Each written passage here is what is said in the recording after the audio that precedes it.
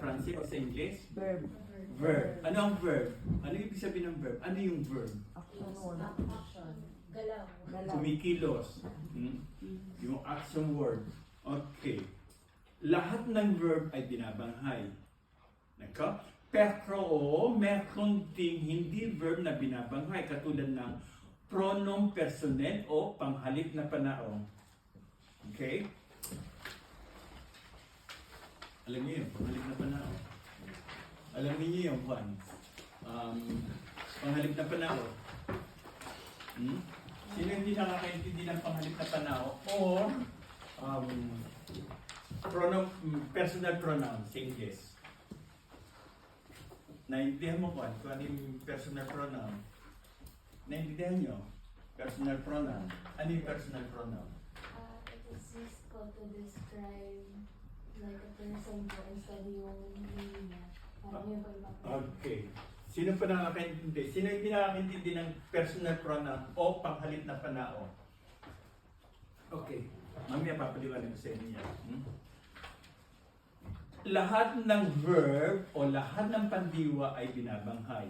Ang pagbabanghay, ibig sabihin ng pagbabanghay, doon makikita kung ano ang katauhan. Ano ang katauhan? Okay, unahin natin bilang. Unahin natin bilang. Yung bilang, nandiyan yung pang-isahan at pang-maramihan. Dako? Ang susunod ay yung katauhan. Sa katauhan nandun yung unang katauhan, pangalawang katauhan, pangatlong katauhan, o sa English, first person, second person, third person. Dako?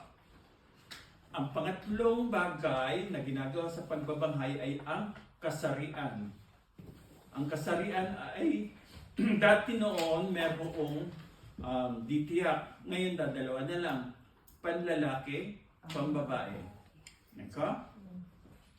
Tapos, yung pang-apat na ginagawa sa pagbabanghay ay ang kapanahunan or time. Okay? Yun yung mga pang-nakaraan, pang-kasalukuyan, pang-hinaharap, or past, present, future. Nako? Natatanda na, nare-refresh ba? Mga yan, yung pinag-aralan natin nung araw, di ba? High school yung mga yan, yung pagbabanghay.